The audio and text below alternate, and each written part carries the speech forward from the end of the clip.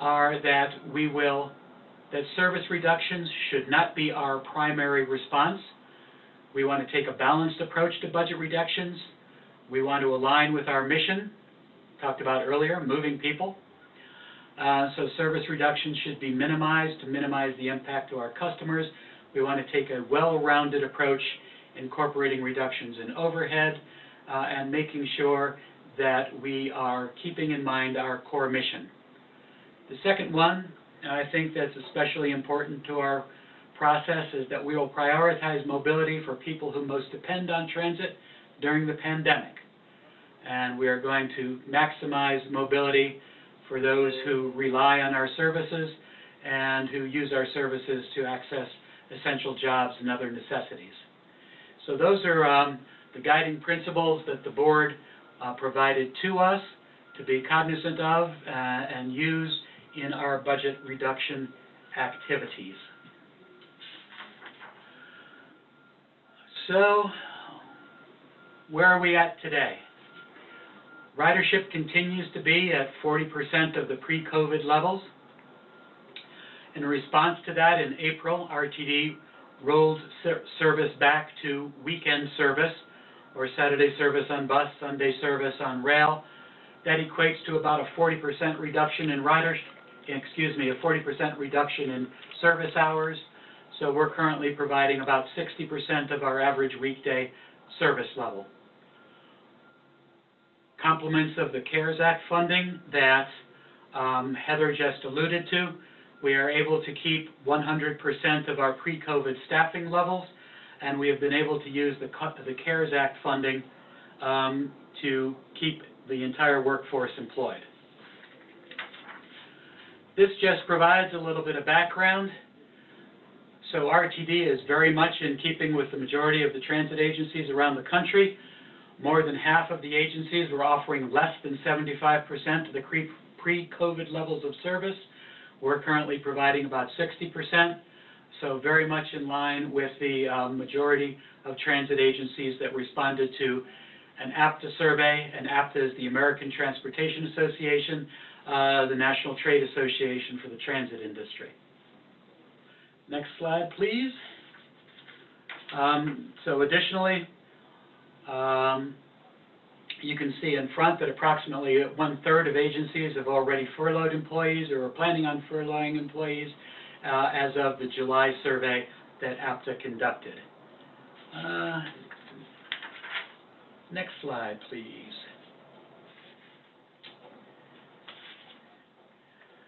So the task force undertook its work again. Each AGM was asked to provide an assessment or a self-analysis of their departments so that we could take a look at administrative costs.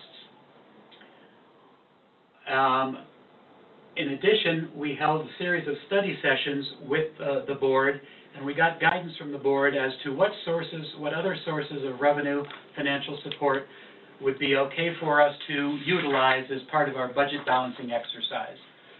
So really, from the first study session, the guidance that they gave was, first of all, we should be looking to reductions in administrative overhead costs.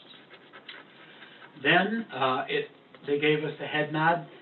Due to the economic circumstances, it's okay to utilize reserves, but we should limit their use. Heather will talk more about this in a little bit when we get into the more financially oriented numbers piece of this. The board gave us the head nod that it's okay to utilize future FISA rubber tire service contributions. The FISA is our acronym for the Fast Tracks Internal Savings Account.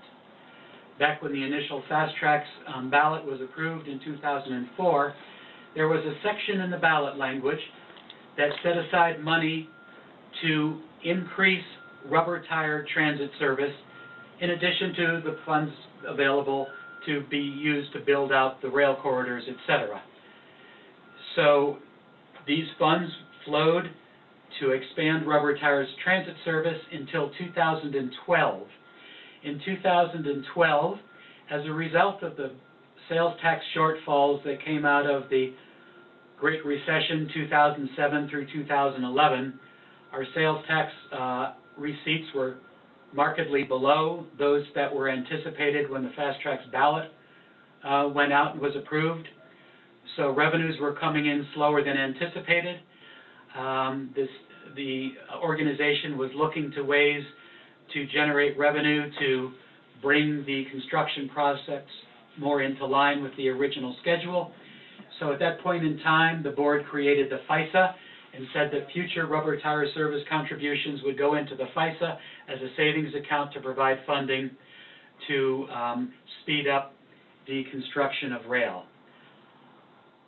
So the contributions for rubber tire were frozen at the 2012 levels, except for inflation.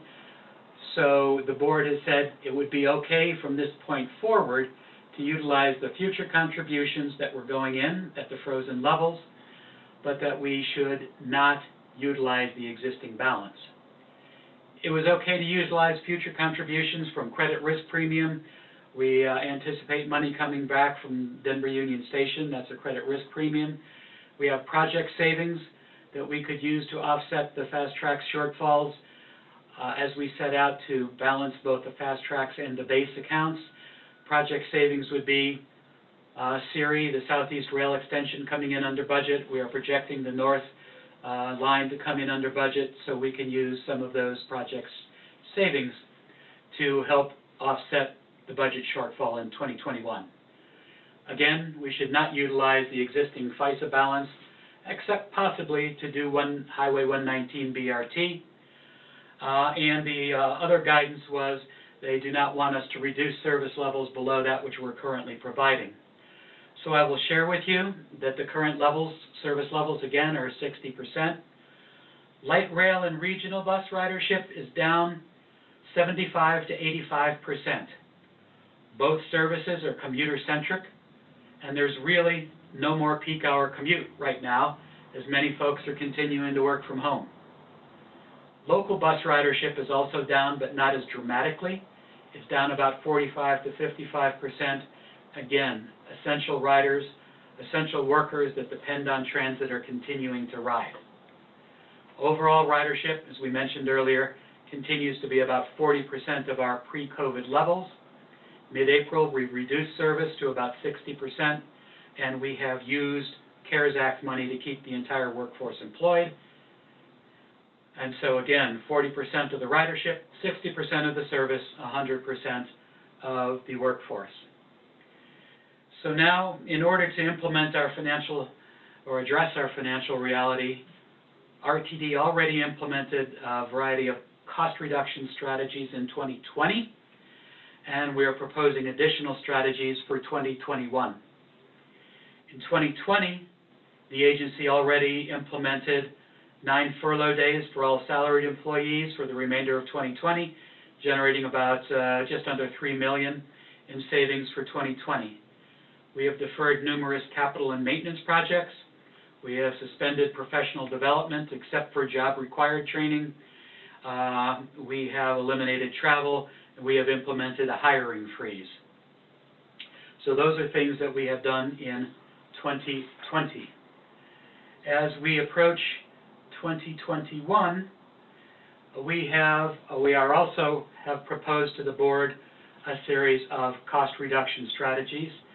And what you see in front of you are, we could put these into sort of different buckets, and I would consider this bucket to be the routine cost reduction strategies. We have proposed an elimination of travel expense, the elimination of temporary employees, except in the case of emergency, the elimination of the reimbursement of professional and organizational dues, except those that might be necessary for someone to continue a licensure, etc. No more publications and subscriptions, reimbursements, employee referral and savings and signing bonus. We would eliminate, except continuing to pay those already earned. Again, would eliminate professional development except for job requirement certificates. We would suspend the Leadership Academy. We would suspend the multi-agency exchange program or the MAX program. So these are sort of the expenses that I would put in the routine expense reduction bucket. We have also deferred approximately $114 million in capital or asset management plan or AMP projects. Last year, when we did the midterm financial plan, there were a series of capital projects included in the 2021 element, things like replacements of buses, things like making sure that hoists or roofs or boilers are replaced according to the asset management plan. Those have all been deferred from 2021 into the remainder of the 2022 through 2026 period. So they have remained within the 6-year planning horizon, but all of these asset management plan projects have been deferred out of 21. They are being reprioritized over 22 through 26 by our asset management planning group. We also have a variety of service-related savings. So again, our target is to maintain the current level of service, about 40% below the COVID levels. Excuse me just a moment, you probably all hear this.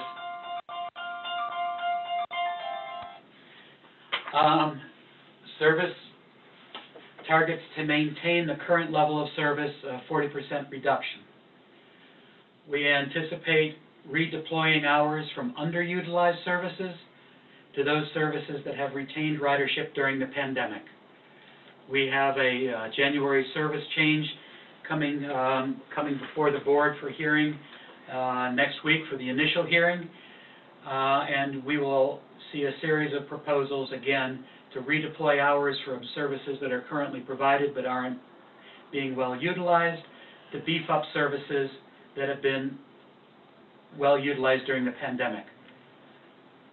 We have used the CARES Act to continue to keep folks employed. We have used those drivers to provide follower services because the capacity of each bus is restricted to about 1/3 of normal capacity.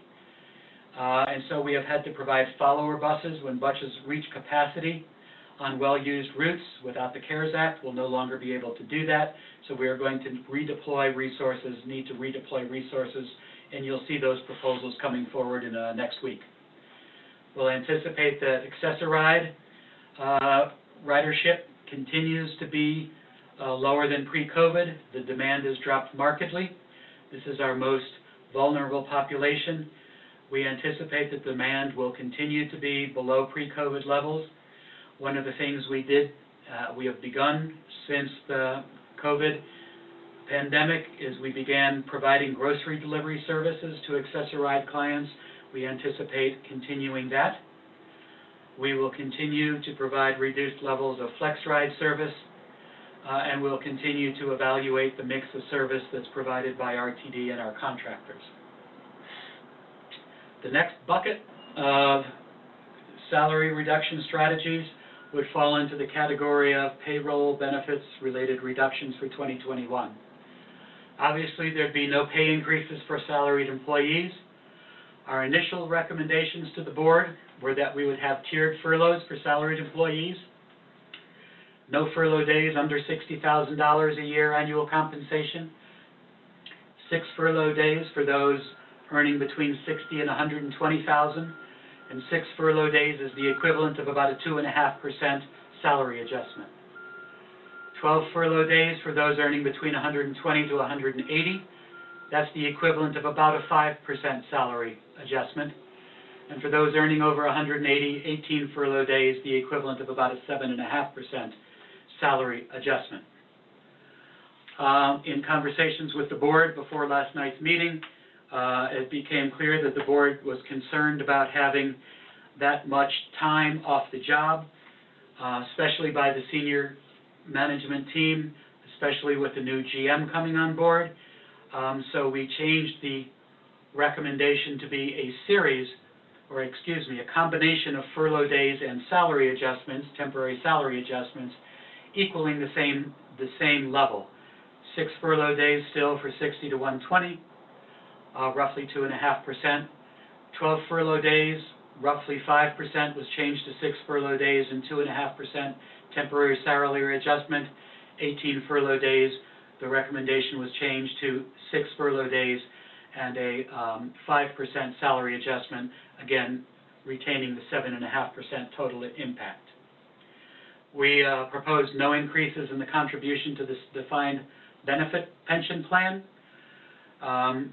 This was closed to new employees about 10 or 12 years ago. That's funded by lump sum payments. Those payments have needed to be increased each year, but rather than increasing in 2021, we are recommending matching last year's contribution.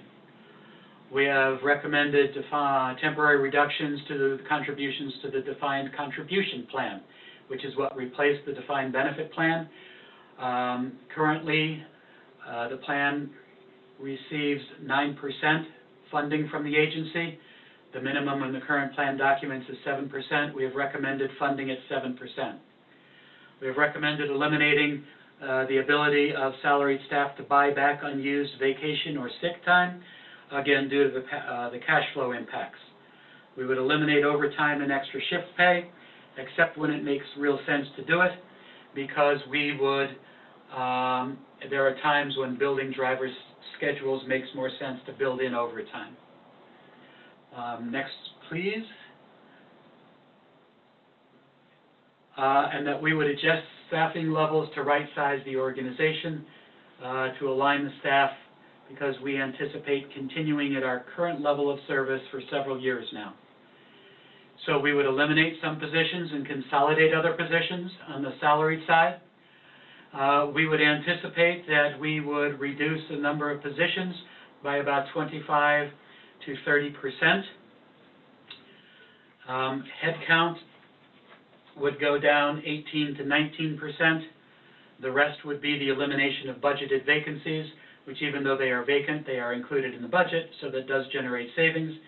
So again, these reductions include both vacant and filled positions, reductions on staffing for both represented and salaried staff.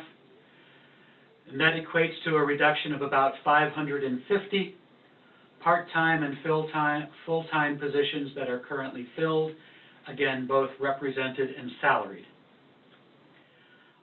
We continue to do detailed analysis. We're very sensitive to the fact that these changes impact people's lives. So you'll see a note here that we've been able to, since the last time we briefed the board, lessen the number of separations from 635 to 550. We wanted to provide a little additional flexibility, which is going to be key in this time period. And so we are proposing keeping more bus operators on than we had currently anticipated. So again, we're working very hard to minimize these numbers. We know that it impacts people's lives. We're trying to be deliberate.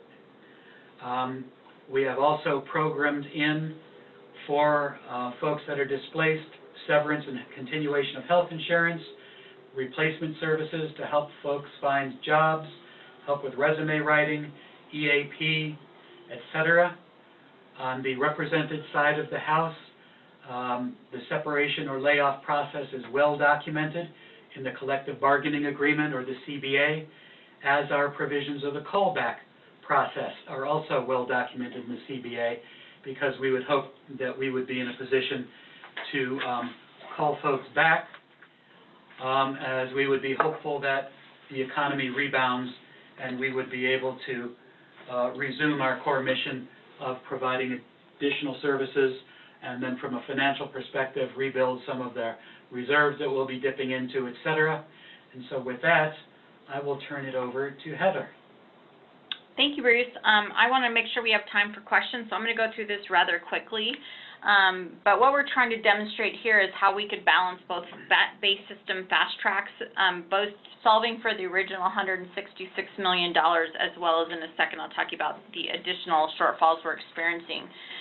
We were able to do this on the base system through 2026 by deferring a project called Burnham Yard and also a maintenance facility. We were able to keep in 2021 electric buses and infrastructure. We have 2 grants associated with that, so if we didn't do that project, we would have to give back the grants. And in 2023, we kept in State Highway 119 BRT project. Fast Tracks has been a little more difficult. We had to use significant reserves and contributions that would have gone to the FISA, as Bruce described, to balance Fast Tracks in 2021 and 2022, well, basically all the way through 2026. Even with the use of those reserves, exhausting all reserves, all future contributions to the FISA, et cetera, we're still short, based on the original shortfalls that we had at the beginning of the month, about $96 million. Next slide. Since September 1st, we have recalculated fare revenues. I finally had July and August actuals. If you remember, April, May, and June, we suspended fares, so I didn't have any good information from those months. We had calculated that perhaps we would return to some side of normal and reach 80% of original forecasted fares by January 1st. That has become very evident that's not going to happen. We're currently at about 48% to 50% of normal in fares, and so we lowered that projection for 2021 down to 60%. That created a significant hole of $30 million in 2021 and $300+ million in 21 through 26. In addition, we had to make changes from the amended budget that we just approved back in July. That actually created savings. And then we had accidentally omitted in a previous version our rubber tire service, the funds from Fast Tracks that go to fund the basic rubber tire service or bus service in the base system. So that created additional shortfall. That brought the shortfall in 2021 to $215 million. Next slide. So the next slide was just trying to solve for that additional shortfall on top of the 166 with the existing revenue forecasts that we had. In the base system, we actually are able to balance all the way through 2026. And in the far right-hand corner, under totals, under shortfall less savings, we have $121 million estimated to be available. That could be used for restoring service, for filling up reserves, for paying for projects, because as Bruce mentioned, we've had to defer 100% other than the electric vehicles, projects in our asset management plan that were scheduled to be replaced or maintained have now been redistributed between 2022 and 2026. In Fast Tracks, you can see a bunch of red numbers in the bottom, and that means we, even with exhausting all our reserves, all the savings, assuming that we were going to have reductions all the way out through 2026, we still can't balance Fast Tracks. And we're short about $210 million. This 113 that's reflected on this sheet, and then 2 pages ago, the $96 million. So what we had suggested to the board is if they want to adopt a 6-year plan, we have to solve for that shortfall. So on the next slide, Roger, we had come up with an options of how we could fund that shortfall. We have identified things that would be closed related to Fast Tracks that would normally go into the FISA, and we could instead use that to pay for costs. We have big things coming up in the future, like we might be refinancing the Eagle private activity bonds. We expect some money from that. We have a credit risk premium that we keep trying to get back from Congress, about $14 million. And then we're estimated to have some project savings from North Metro. But those are things that are probably farther out, outside of even probably 2020, maybe 2021 horizon. We then had the $121 million I mentioned from the base system. Not a popular thing to use money from base on Fast Tracks, just like it's not popular to use Fast Tracks money from the FISA to fund Fast Tracks. So those last 2 options are not extremely popular. What the board decided to do last night, they had 2 main concerns that they posed to us. One was related to the furloughs, as Bruce talked about. They appreciated the fact that we came back with after listening to them, but they felt that especially at the higher levels, the amount of the decreases in salaries was not high enough, so we're going back and reevaluating that. And in addition to that, they opted to only approve a 2-year plan versus a 6-year plan, and that was mainly due to the volatility that we're experiencing right now, as we mentioned, our forecasts are changing monthly, sometimes daily. Our cost numbers are changing on a regular basis. And we're just so uncertain about when people might actually start writing the system again.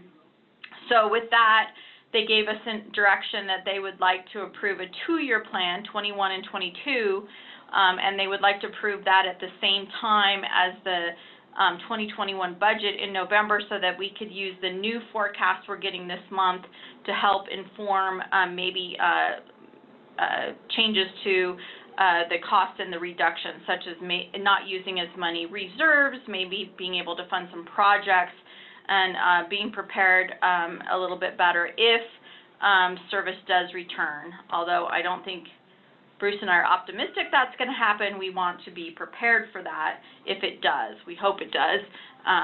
So with that, I want to make sure that we have an opportunity to take questions. So Roger, if you want to take questions, that would be great.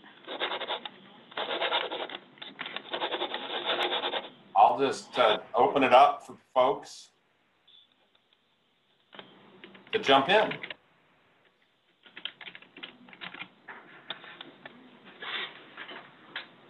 Surely there are questions. I was going to say, this is usually not a quiet group, so Yeah. we just need to sleep.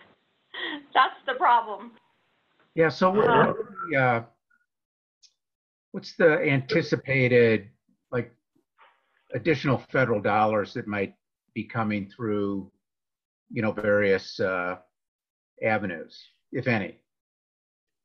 Right now, there's not any. So there's no bill out right now, a COVID relief bill that would include any money for RTD.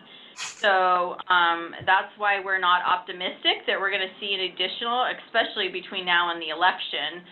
Sure. I'm not super optimistic after the election that we'll see any money for transit. I think there's been other sectors, economic sectors, that have been a little bit upset that so much went to transit. But as we've said, I think we talked about earlier, maybe we didn't. I know we've had several meetings today, so I apologize.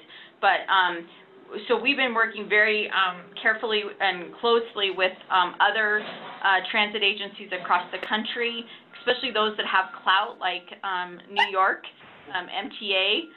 They seem to get a lot of what they want, and so we've been working, and I've had multiple meetings with their staff. Our lobbyists have been very involved in trying to get, if there is going to be a new package, to get RTD included. There was a package called the HEROES Act that did not pass, and has since been killed. It had some money for transit, but only for the top 14 agencies in the country. The problem with that was the information that they used was the 2010 census, so we were not included in that. We would have been if they had used an updated census. So, but of course, if they use an updated census, then some people that were in there get knocked out. So what we've been advocating is don't pit agencies against each other. We need funding across the board for transit.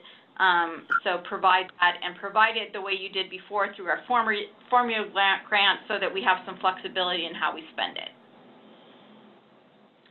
But right now, not looking so good. I have 2 questions moving forward. One, if you could reiterate what you said about Access-a-Ride. Didn't you make a comment about Access-a-Ride in all of this? Yes, that in terms of the 2021 budget, since the pandemic, the demand for Access-a-Ride services has gone down dramatically, as many of our customers have chosen not to ride. So we implemented the delivery of grocery services to our Access-a-Ride customer base, so that they would not, again, our most vulnerable population, so they would not have to go out to the grocery store. We do anticipate continuing to do that next year. In 2021, okay, we do not anticipate Access-a-Ride ridership levels to respond to any great degree as we continue to experience the pandemic.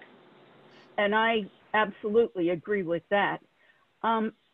My other question, I don't know if it's a question or a comment, is about serving the working poor. A lot of them, of course, are necessary services, but I would dearly hope that bus service to the working poor areas, which are the low-income neighborhoods, can be maintained while we back off a little on the high-income areas, because they're the ones who can afford to work from home. And I'm not sure I heard anything that addressed that. We have been monitoring our ridership, and you are exactly right. The ridership serving folks who depend on transit to get to essential jobs, that ridership has held up, whereas the ridership on services, as you characterized it, out to the more affluent neighborhoods where people have alternatives, that ridership has not been maintained. And so we are proposing, we are going to the board next week at Operations Committee, with recommendations for the January run board. Given that we have no more CARES Act funding, we will be recommending that money from services that have not been well ridden be redeployed in order to build up and beef up those services that have been well ridden, and those are the services that serve the working poor, the essential jobs. Okay, I thought that was what you were saying. And then I guess the other issue is the cuts in salary. And I did listen for about an hour last night. I started late because I didn't realize it, and then I had another phone call later. And I have to say, I do not agree with what Director Broom was saying. I think there need to be salary cuts.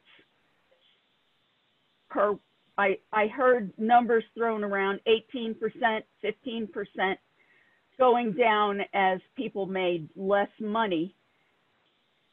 And I think for salaried people, that's a really big, important part of what needs to happen. We need to keep funding our bus drivers. Our workers need to be paid.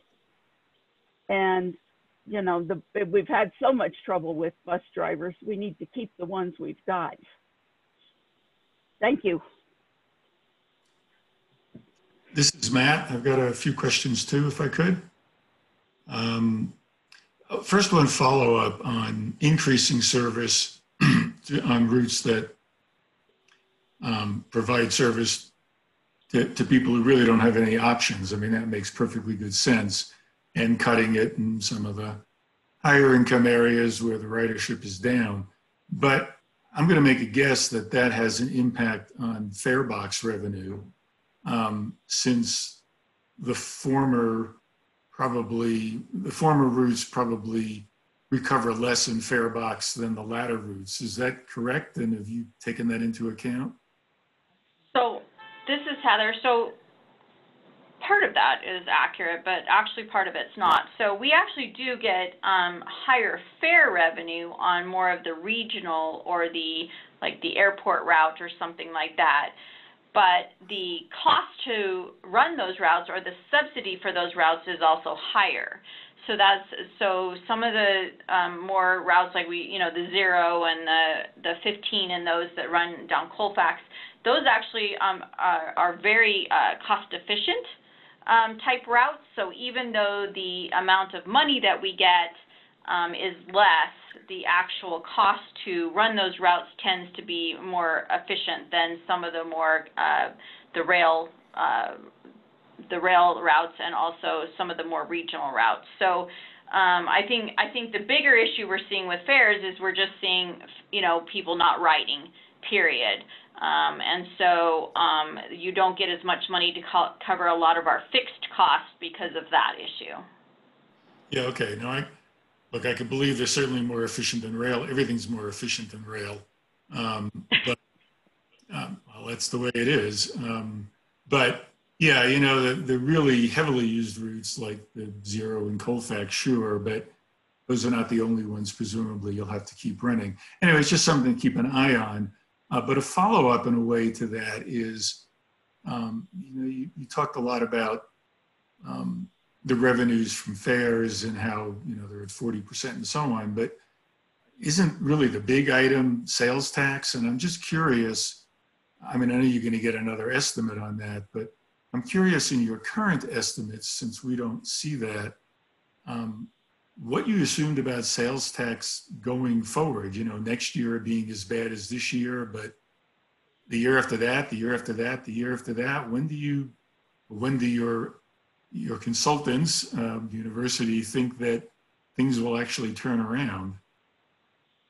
Well, I'll start and then flip it over to Heather because, you know, that's one of the things that we were mentioning earlier. Heather used the term volatility. I used the terminology we need to be flexible because they're always changing. You know, right now, the first forecast that came from the lead school right after the pandemic was extremely pessimistic. Then there was a bit of a rebound and they got optimistic. And then the following one sort of settled back into the middle. I'm going to call that perhaps more realistic. But then June and July have come in strong. And so people are getting more optimistic. But we're really waiting to see what August actuals are because the additional 600 a week went away at the end of July. So there's, I've used the term dueling theories out there in the newspaper. What's going to happen in August when the $600 went away on July 24th? Does that mean that August is going to slow back down again? Or is it going to continue the more optimistic pace of June and July? And we just really don't know. And so we're really just we're waiting for leads to come out at the end of this month with the actuals for August and then a new forecast. And then we'll have a better picture because it's always changing. Well, that's kind of, I was just going to say, short term, and I understand there's huge volatility there. And look, it's anybody's guess what the right numbers will be. But, and so, yeah, that's important. That's incredibly important. But I'm also curious, since you showed us a 6-year plan all the way out to 2026, what your estimates are as you go to those out years. So currently, with the forecast they've given us, their belief is this is more of a short term, and in economic terms, a couple of years is short term, right? So through 2021, things will be somewhat depressed. They still have a slight growth rate in 2021, but not where we were up in the 5-6%. It's more like 1%. So, but there is a small growth rate built in there. It's not until 2024 to 2026 that we get back to a level that they're estimating that we were in 2019. So it takes about 4 years, 5 years to get out of that, which is much faster than it was during the 2009 recession. And the reasoning for that it's a much faster recovery is that this was a unique set of circumstances. We had a very strong economy, and it is a health crisis, not an economic crisis, but it's a health crisis that is causing some strife in the economy. And so, but they think that over time, in a pretty short period of time, that will rebound. So they are definitely projecting more optimistic projections than we saw during the 2008-9 financial crisis. It's not being called a financial crisis. The underlying economy, particularly in Colorado, is still fairly strong. I think what the huge unknown is similar to what we're experiencing. A lot of businesses, a lot of government agencies were propped up during the CARES Act, not only to include, the PPE loans, our grant, as well as some of the unemployment benefits, the one time that people got of $1,200. Those all really helped the economy stay pretty strong. Even though people couldn't go out, they were still shopping online, those type of things. What's not yet to be determined is things that are happening to us. Once the CARES Act runs out, how are we going to be able to sustain that, and what does that look like? the other piece is, even though Colorado is doing quite well with our economic situation and the COVID, what is the impact of the other states not doing as well have on Colorado, as we're not an island unto ourselves? So that's some of the volatility built in. But I think that, you know, they're definitely being more optimistic than if this was, you know, a recessionary period, as if it were, you know, 2009, something like that. Well, Hopefully that helps. Yeah, no, that does help. And I, for what it's worth, I mean, I think the board probably made the right decision in just looking at a couple of years at this point for the budget, because things are so volatile.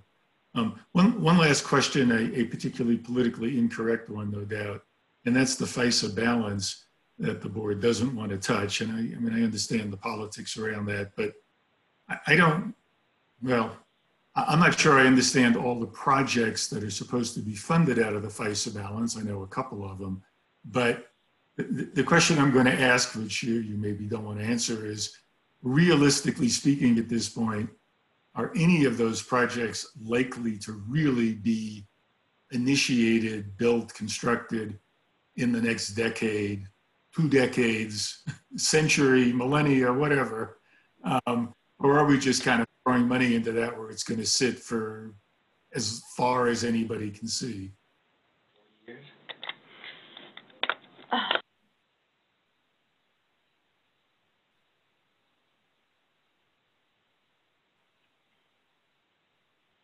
Heather, did we lose you? That's what happens when you ask This is a hard question, Matt. It is filled with political problems. Heather, you're on mute. Her computer may have frozen up. We've got Dell Phillips back. Dell, we did introductions. Oh, are you there, Heather? Can you hear us? You're back. Welcome back. Yes. Oh, I'm sorry. I hit the wrong button and I closed us out, so I apologize for that. It's how appropriate with that question. Yeah. I don't know if I believe it was accidental. So let me give you a couple perspectives. So right now, prior to COVID in the situation, we had done an unfunded corridor report last year that showed, without additional bonding authority and additional sales tax revenue, which would become in the form of an increase in sales tax, that it would be very difficult anytime soon, between now and 2040, to get the remaining 4 corridors done. And the 4 corridors that are remaining are the Southwest Extension down into Highlands Ranch from the Littleton area, the Central Business District Extension, the north from the line that's opening on Monday going north to State Highway 7, and then of course the Northwest Rail Project. So those are the 4 projects. We did a bunch of analysis about when we could get certain projects done when. It did not look very good in any circumstances without additional sales tax revenue. We did look at, could we just issue additional debt if we got that from the voters. The problem is we were not able then to operate those lines. We could build them, but then we couldn't afford to operate them. Now, I know that the folks in the north are very interested in a modified Northwest Rail plan, a peak service plan, kind of an interim plan. That is still pretty expensive. The numbers vary, but we think maybe around $800–900 million, somewhere in a billion range, somewhere in there. Right now, we don't see that money materializing, but I know that folks like that are the Southwest Chieftain and some things like that, they have talked about how could they tie that in and accommodate some of the things that are needed on the Northwest Rail. So I think there's interest from folks to keep that money there in case there was a need to match dollars or something would be available. The problem is then we lack the ability to operate. Right now, we lack the ability to operate the lines we've even constructed, let alone operate something new. And the North project that we're opening continues to put a strain on our ability to fund service in fast track. So I think without additional funding sources, large funding sources, we're not talking small funding sources, it is going to be difficult to complete those projects.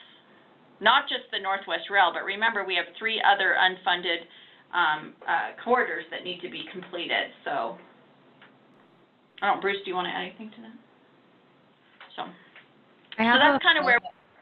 Question to that, Heather. So the differentiation between the 119 project, is there a particular reason why you want to potentially use the FISA funds for that? I know you didn't mention that project, but I'd love to hear your thoughts on that. Sure. So the discussion around that was 119 came out of the NAM study as a project in the north that could help assist some of the concerns that were going on up there. So, but it is not a fast tracks project. It was not in the fast tracks plan, so it is technically considered a base project. I think the discussion that ensued with the board was, well, it is funding a corridor that is also going to be served by the Northwest Rail. So why don't we use some of the FISA money in the existing balance to, if we have to, right? I was able to do it without it, but if we have to, use that to make sure that the 119 project stays in there. And the reasoning for that was CDOT and is potentially putting money in for that corridor, and this would help, this dollars would definitely help move that project along sooner. So I think that was the philosophy behind why board members were willing to use the existing FISA balance is if we could not fund that any other way. Now, we were able to do it because of the amount of savings that we were able to see in the base system with all the reductions that Bruce talked about. You know, that could change, but that's where we are right now. Thank you.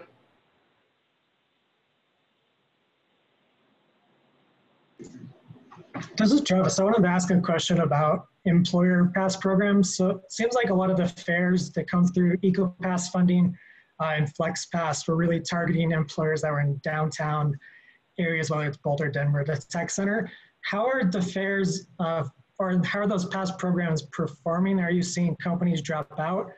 And is RTD looking at how can they better maybe adjust those to meet the needs of like essential worker businesses, whether it's manufacturing and warehouses where you're still seeing a lot of people commute on transit to work?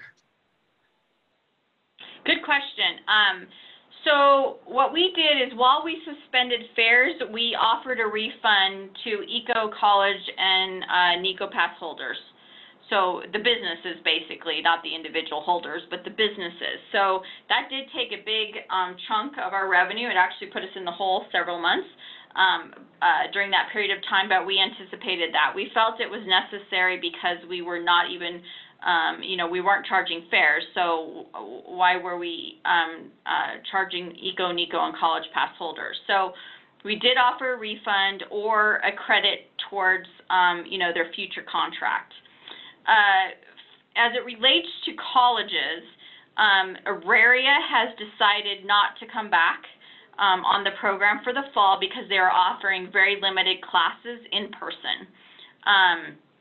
However, CU and the rest of the college systems have all renewed for the fall.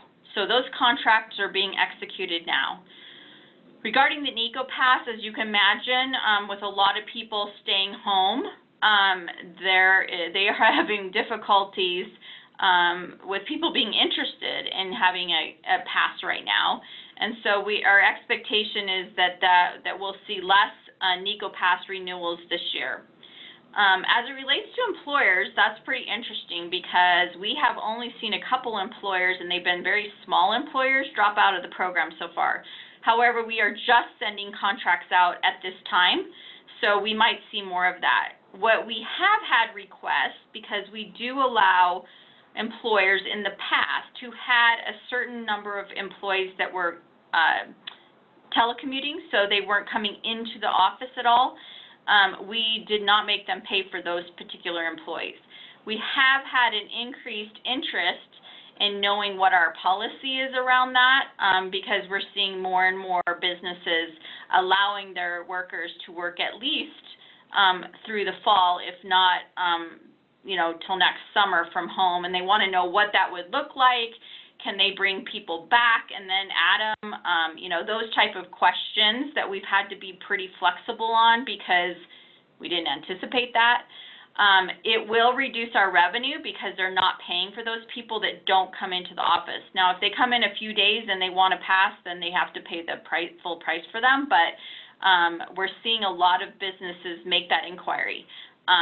So far, we're not in the full-blown renewal cycle. We've just started sending out contracts. So my guess is we'll know more in a month or so.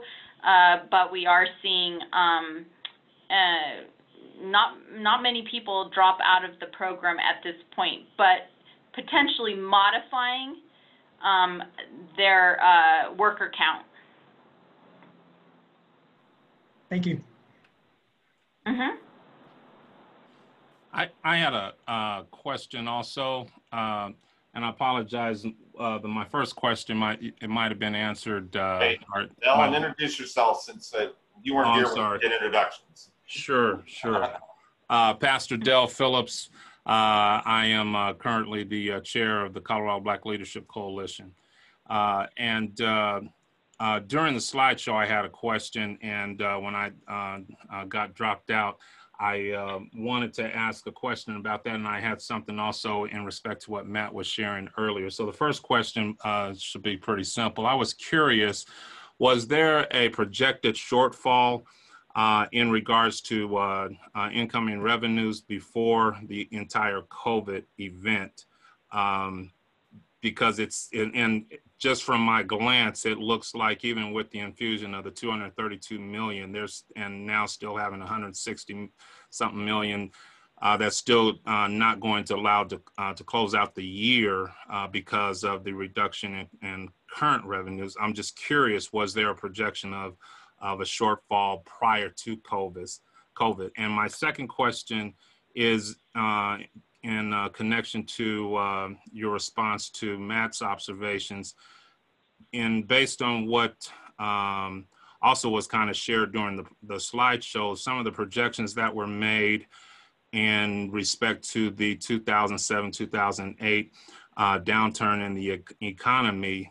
In the presentation, it showed that the projections that were made about incoming revenues for those ensuing years was well short.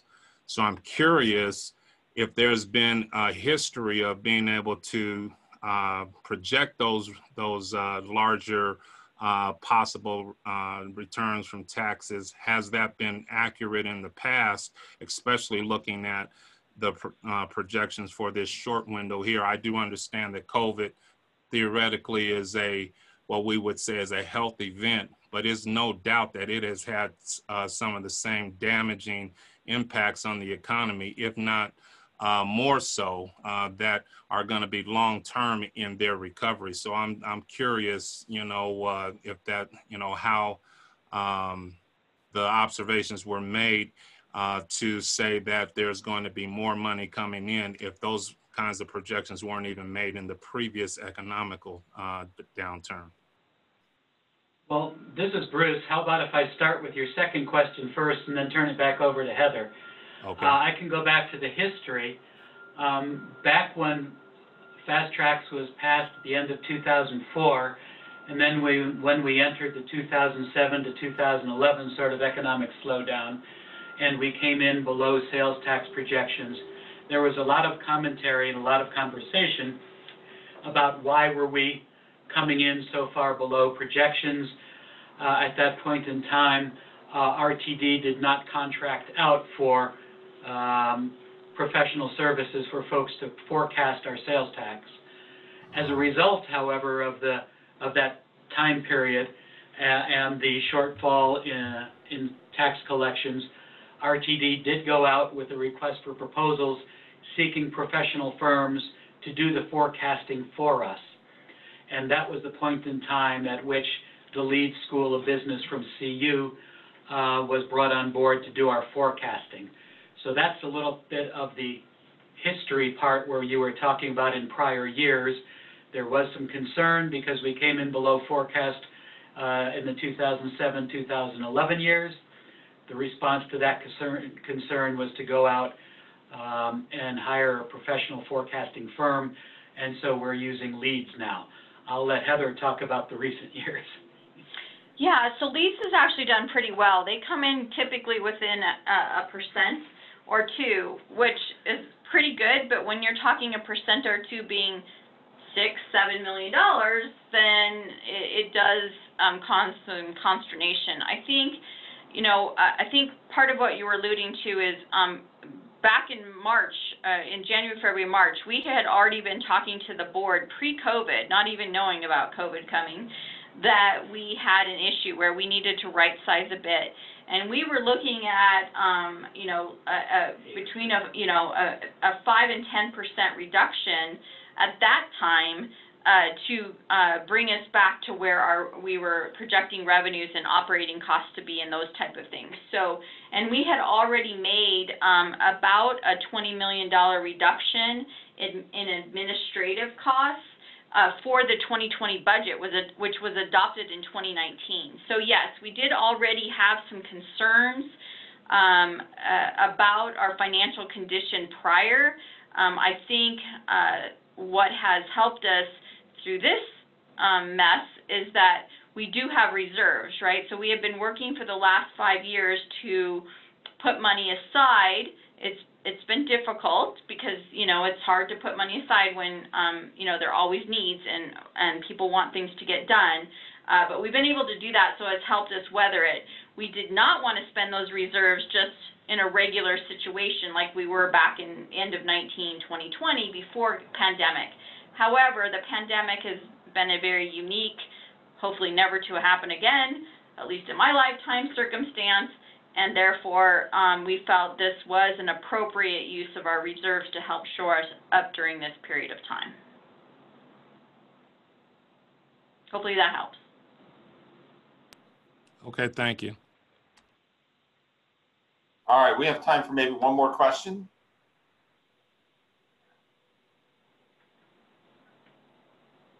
Anyone? All right, this is a pretty obviously crazy times, and I don't know, I've heard Heather and Bruce give this presentation now half dozen times. I think he's made it, I don't know how many times they've made it. The board meeting last night was tough. The employee meeting this morning, it's heart-wrenching. These are people's lives, and this is a really challenging time for everyone at the agency. So I really appreciate their thoughtfulness on this. Bruce, you know, got dragged out of retirement for this. Kicking and screaming, I imagine. Yeah, well, he's ready to go back into retirement, I think, here. So. Everyone keeps telling me I am failing retirement miserably. All right, well, thank you both very much. Thanks for the opportunity. We appreciate all of you being so attentive. Thanks very much, y'all. Okay, bye. Bye-bye. And our next item is an update on Reimagine RTD. Obviously, that process has been impacted significantly by the COVID and budget challenges. So Brian was kind enough to join us so that he can kind of close the loop and update this group. We've had several opportunities for presentations and workshops, and thought it was appropriate to have him kind of update you on where things stand. Joe, I know, has been involved in and a couple of others of you, I think, are involved on an ongoing basis with some of the committee work. But Brian, thank you very much. You're welcome. Hello, CAC. I'm Brian Welch. I'm the RTD project manager for the Reimagine RTD project effort. And what I thought I'd do in response to Roger's inquiry is just be pretty brief, because I know you're familiar, but give ample time for Q&A on the project.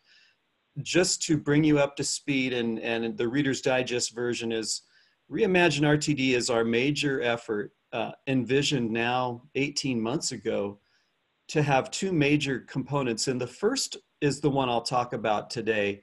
The second is a effort called the Mobility Plan for the Future, which we have not delved into, and we will clearly be pulling the CAC into that effort. But that's a later part of the project that has not really gotten underway yet. So the first part of it is called the Comprehensive Assessment of Services and a System Optimization Plan. And that is something that other transit agencies across the United States have tackled, and I'm sure you may have heard of them. It's also known as a system redesign. And this is where you take a snapshot of where you are. It's not something that we've done at RTD comprehensively for the whole 50 years of the agency. And the notion being that, hey, we've been evolving over time. We've added different types of services. What would the district look like if we did a big comprehensive overview? And that's what was underway, and well underway when a gentleman in Wuhan, China had lower respiratory symptoms in December, and then you all know what's happened since. So here's what has happened with Reimagine RTD. We quickly, and I know you've heard some of this already too, so I'll go through it quickly. We pivoted the whole notion of the effort of our consultant team to be responsive to the realities that were entered into our whole process. And what that's resulted in is much more of a focus on what we could do from our extensive consultant and outreach efforts to get us ready for January of 2021. Before we did that, though, the board of directors was having a discussion in early August. Some of you may be familiar with this. And we were talking about some guiding principles that would help us make decisions about how we would move forward with the system optimization strategy. The board gave us direction, however, some board members, that it would be appropriate to put on pause the more long-term, well, I should say, the system optimization strategy, the 5-year plan, to set that aside for the moment and focus all of our attention collectively as a district and all of our passengers and stakeholders on getting through the next few months. And so that's what we've done. Now, the practical effect of that has been to put the consultant team on hold for the time being, and to channel all of the district's focus, including yours, from the Reimagine effort onto just what we call the January 2021 Run Board.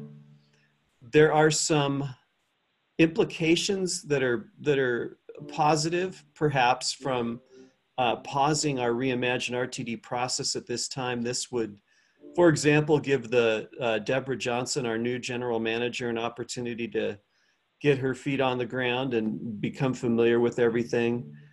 We can, in this context, work with the legislature's accountability committee perhaps a little bit more on the system optimization strategy. And I should mention, I sort of skipped over, what does this pause mean?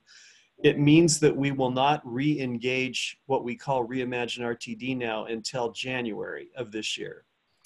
In other words, the technical work and the outreach, engagement, and communication has been put on hold, on pause, until we can work our way through the rest of this year, which you just heard from Heather and Bruce.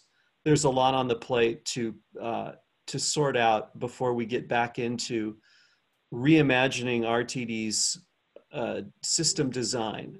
So I hope that, I don't know if that helps a little bit for you to understand what we're doing and where we're going to go. But to just encapsulate, we have put on hold until next year outreach, communication, engagement, and technical work on the project that we call Reimagine RTD, to allow the board to get through the midterm financial plan, to introduce the January 2021 Run Board and its implications.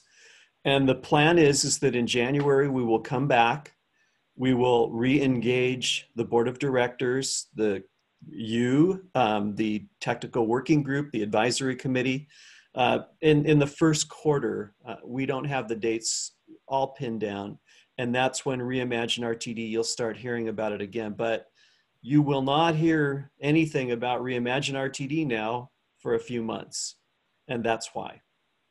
I hope that was not too much or too little, but I'm certainly interested in the kind of questions that you might have as you've observed the process, and I'm happy to clarify and answer anything that comes up. Roger, I have one question.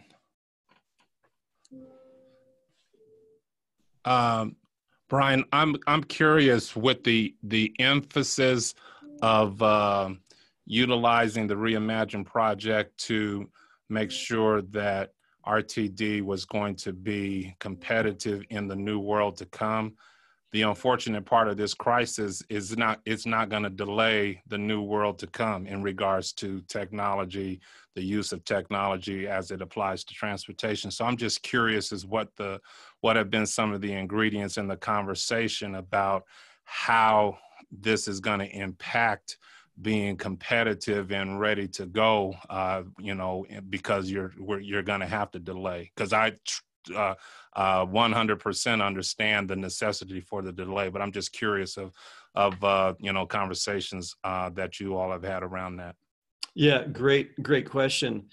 If you go back to RTD when we had the Mobility Summit, it's been 2 years ago, gosh now, we recognized that RTD need to reposition itself to be responsive to the changing mobility landscape. And that is probably, it's been accelerated, frankly, the need for RTD to tackle those things that we've been thinking about for now. I know all of you have seen what's happened with ride hailing, with scooters, with the disruptive mobility that you've seen out there. And that has definitely affected us. And if we don't do something about that, then we're going to be at an even more disadvantage. Even without the pandemic, we were going to have some very big challenges. As you know, before the pandemic, bus ridership at RTD and across the United States was pretty flat, and in some cases declining.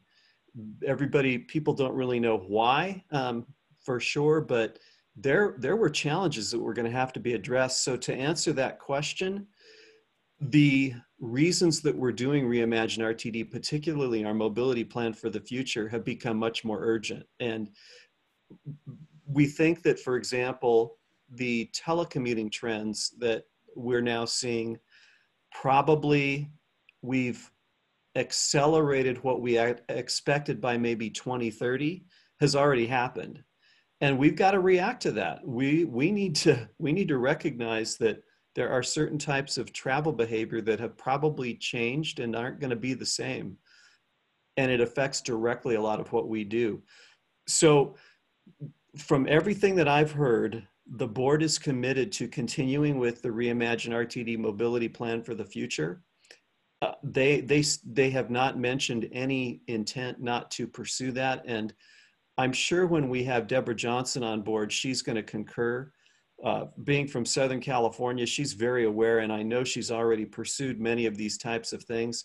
We're going to continue to aggressively do this because, as you all know, it's become more urgent than ever before if we're going to come, to see what this agency looks like in the future.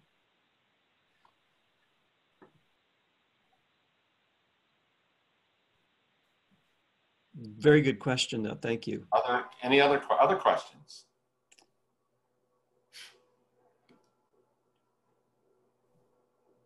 All right. Going once, going twice. All right, Brian, thank you very much.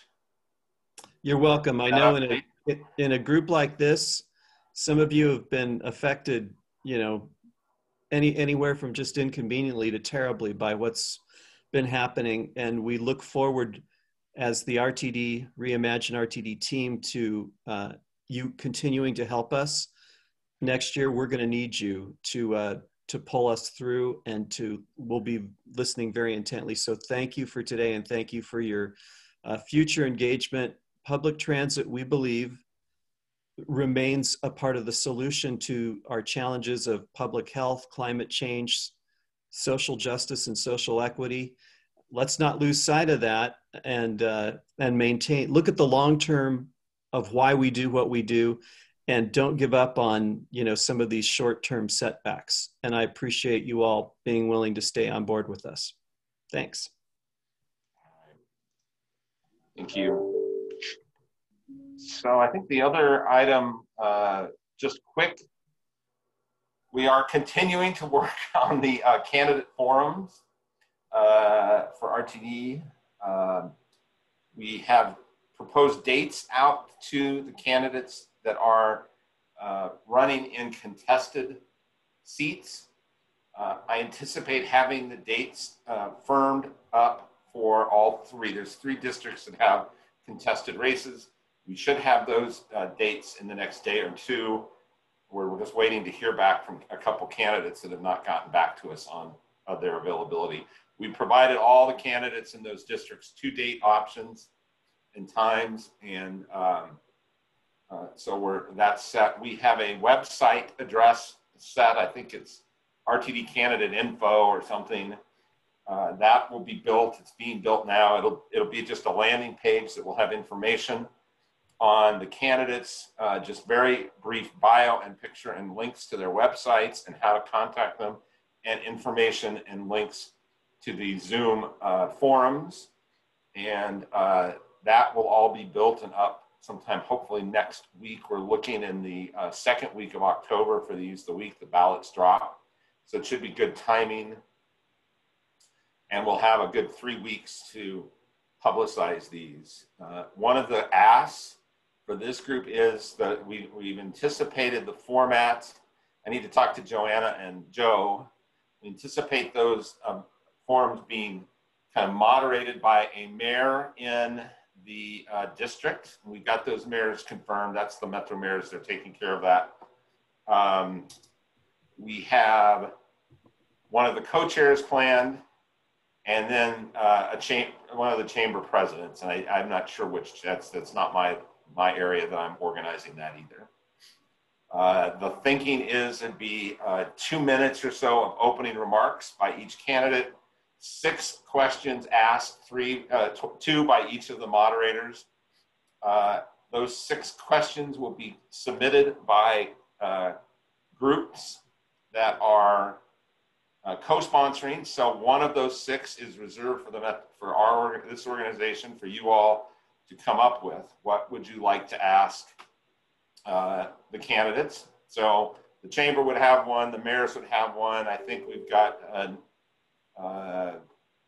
in the CAC, I think we've got Environment Colorado or one of the, so there's 6 organizations, each will be given a question. Those would be asked, I think candidates will have 90 seconds or maybe 2 minutes to answer. And then at the end, we would take 2 or 3 questions that are submitted through the Q&A portion of the webinar. So the 6 candidates will be given, the 6 questions candidates will be given in advance so that we have good, hopefully substantial answers. And then the 2 or 3 at the end would be kind of on the fly, off the cuff responses. So I think it could be interesting. The other thing about the website is, since it's Zoom, I mean, we'll have people hopefully attend and watch live, but then we'll be able to post the recordings for those sessions. And then lastly, we are toying with, maybe doing a questionnaire for candidates. So my ask, I think, for you all would be to email in some thoughts on what a question might be from this committee. We're going to have to narrow it down by email over the next week or so. It's not perfect, not the perfect way to do this, but that's the way this has come together as we work with all these different groups to get people lined up. But at least we have dates, and we have the mayors have blocked their calendars. And we have the website kind of in process. It seems like good progress. So questions on that, thoughts? Roger, this is Yeah, Joe. I think the other ask that we have is that when we get the information about the web page and things are firmed up, that people in the CAC help distribute that information to their context. That's right. That's why we're hoping we'll get this built in, and everyone in any of those 6 or more organizations, we will provide content to send out through social media and your networks to drive people to these virtual forums.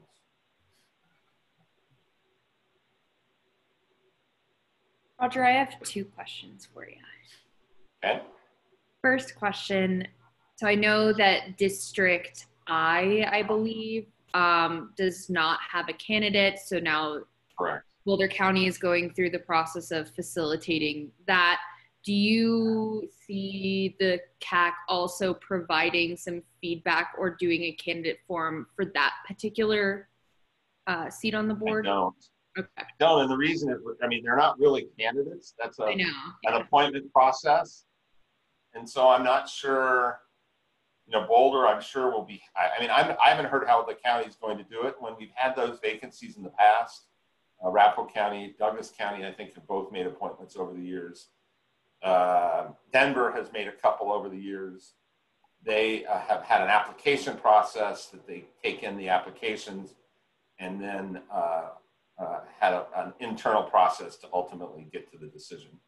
Yeah, they already released how they're doing it. It's very similar to what they did with the general manager. I was just curious if we wanted to promote opportunity for individuals to provide feedback on. I think it would be great if you could share maybe a link with me or whoever, link to where that process is, and I'll share it to the whole group.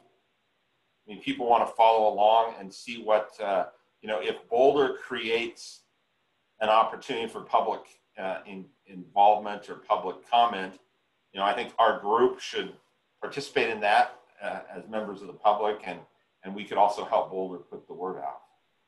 Perfect. Yeah, I'll send that your way because they just did a release just the other day from the county about the process. Yeah, and then I guess my second question, I know at my organization, we're planning on doing not necessarily a candidate forum, but just get to know your director for those individuals that don't have an election this year. So I don't know if anyone else is planning on doing that, but it's just an idea. I tell you, we had a lot of discussion about, do we want to have candidates that are not in contested races, film a 2-minute or some sort of a statement. But I think everyone finally decided, what does it matter? I mean, in some sense, we'll do a meet and greet when all of the new directors are identified and on board. And it just made more sense to put our time and energy into the 3 contested races. And then we'll partner potentially after the first of the year to do more of a meet your new directors. Awesome. Sounds good. Any other questions or thoughts on that? It's been kind of slow getting the groups to respond, but the mayors are really on it all of a sudden. We've had a lot of energy over the last 2 weeks to get dates, and I think there's some enthusiasm. I think people were a bit surprised that we ended up with so few contested races. I'm not as surprised given just the COVID challenges of getting onto the ballot.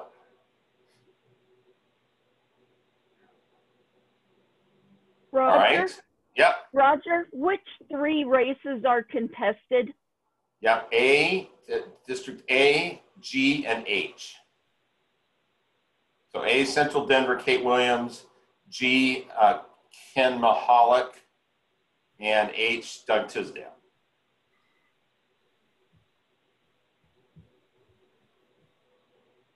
All right. What other questions? I'll say that, not a question, but just a comment.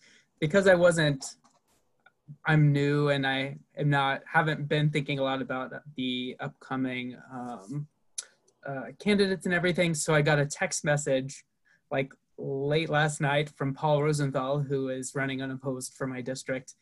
And I'm not accustomed to getting text messages from people I don't know. So I wasn't sure. So I didn't respond, but I'm like researching who is this, all of that stuff.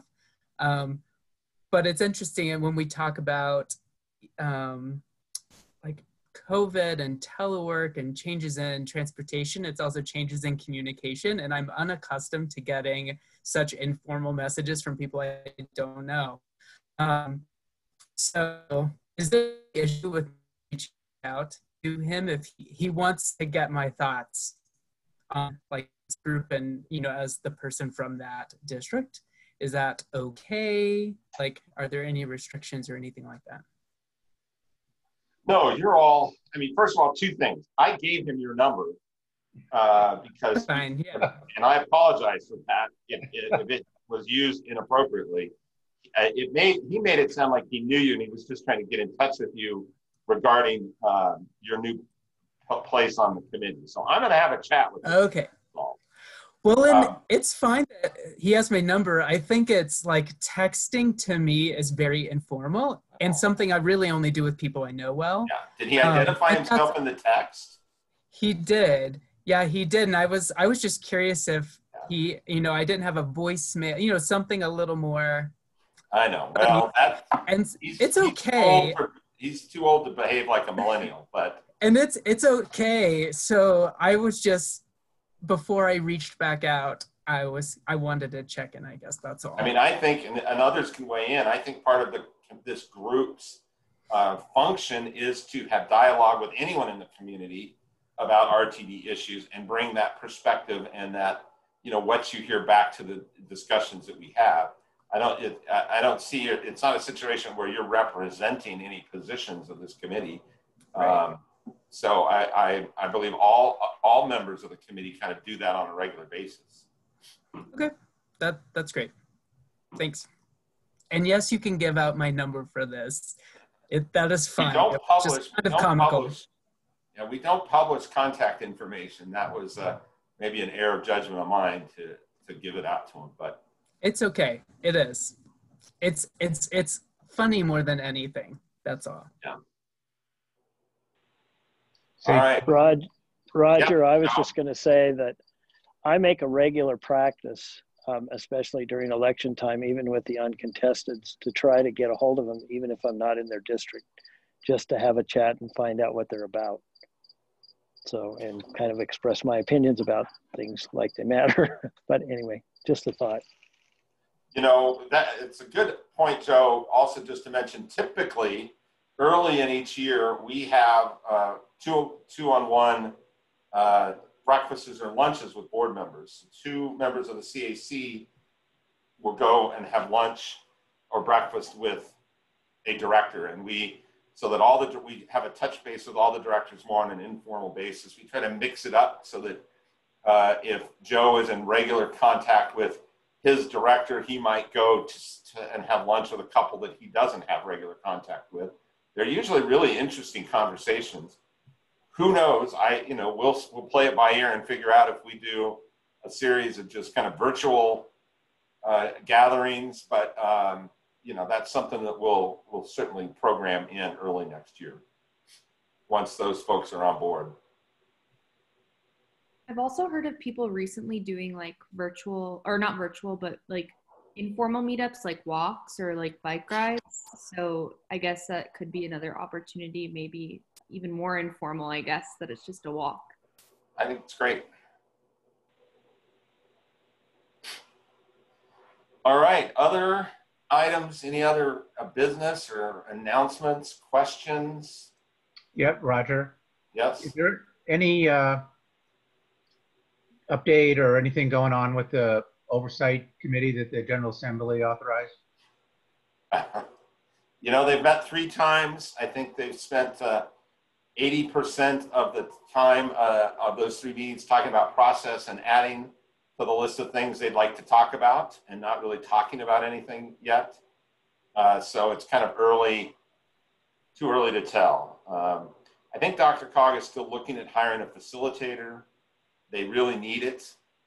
This group has got a lot of strong personalities on it, and there's some clear differences in approaches, I think, and what people see their role is. So I think so far it's really been largely trying to feel their way through that. I mean, the direction they received wasn't very clear and specific.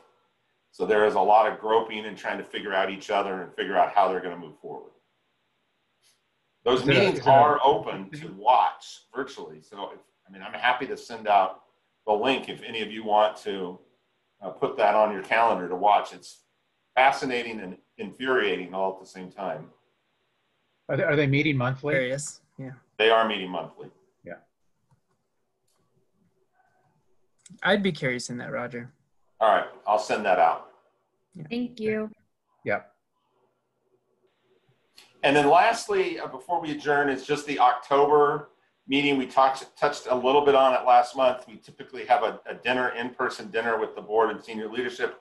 We're clearly not going to do that. I'm waiting for feedback from both the board office and staff about perhaps just having a dialogue like this, but it may not be in the evening. We may move it to our normal time from 3 to 5 and just invite as many board members, and we just have some sort of a free-flowing conversation. So hopefully by the end of the week, the executive committee, we're talking about it this afternoon at their meeting to as far as the board goes on what their approach, what they preferred. So I'll let you know as soon as we know. Roger, I'm looking at that October 21st date, and Polis's most recent renewal of our, I don't know, mask mandate goes until October 15th, I think. So we probably will need to do a Zoom meeting again. Oh yeah, no, that's what I was saying. That's why we're not going to do a dinner in person. We would do this kind of a Zoom gathering with them, but it may not be in the evening. It may be back to our normal time.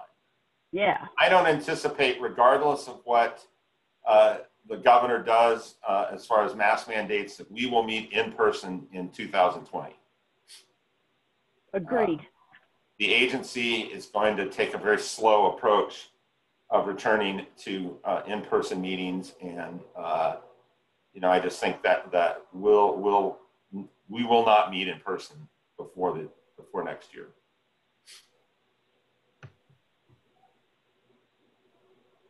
All right. I have Joe? a final question. Sorry. Yes, Joan, go ahead. Just because I'm new to the Citizens Advisory Committee, I got a monthly pass in the mail. Is that something that each individual gets for serving on the committee? That's your one perk. Okay, good to know. I was very worried because I administer eco passes, and I thought that Teresa was sending me an eco pass for someone in Boulder. So that's good to hear. I guess with that in mind, though, I do have a question. If there's an opportunity to, if we do have a pass, let's say an eco pass, is there a way that I could make that maybe like monthly passes so that I could give them out to individuals? No? Okay. No, there are no more. We got special disposition. I mean, they've stopped doing individual ride tickets. They used to provide board members with individual ride coupons that they could give out. We got nailed. The agency got nailed by the state auditor a few years ago. That has been eliminated, and I'm surprised I kind of wasn't sure that they were still sending them out as we were meeting virtually, so yeah. They have been sent out, just so you know. That's good. Well, they're really on top of it. Christina, way to go, because they just got your new address list a month ago. So. Well, Roger, yeah, we got it all straightened out. But I didn't get mine. But that's okay, because no. I got mine. So, oh well. If you I'll look into that. Occasionally, people, are the U.S. Postal Service. I've heard that. Yeah. So, yeah. If you ever don't get one, just let me know. Email me, and we'll figure it out. Okay. Or email Christina and I. Right. So, well, I want to say thank you to everybody. I thought this was a really good meeting, and really a second welcome to all the new people. It was great to have your contributions. So thanks. I agree. It's great to have this many participants now, 2 meetings in a row. So welcome aboard, and we'll watch for some email follow-up about October and the forums. Tony, do you have something? Yeah, just a quick question. Do we think Deborah Johnson will be on board by next month's meeting? She may be. That is about, they're projecting sometime in mid to late October. She will not be available for us. You know, if we have a forum and she's in town, I would think she'd participate on, you know, a Zoom roundtable. But the feedback I've gotten, you know, we're in the queue to get some time at a future meeting, but I think she wants to be able to evaluate all of the requests. So I don't think, you know, staff is loading up a calendar for her just yet. Sure. We are, once she gets in the door and settled, which, as Roger said, could be October, where I even heard this morning it could be early November. She has to, you know, of course, finalize her contract negotiations, but she also has to move from LA, and that might take her a moment. But after she's gotten settled in, we are talking about the potential of having a town hall style or a telephone town hall style kind of meet and greet with her. I don't know when that might be. It would have to really be based on her comfort level and how she feels about, you know, already drinking from a fire hose and then hosting such an event. So we're hoping this year, but stay tuned and we'll keep you posted.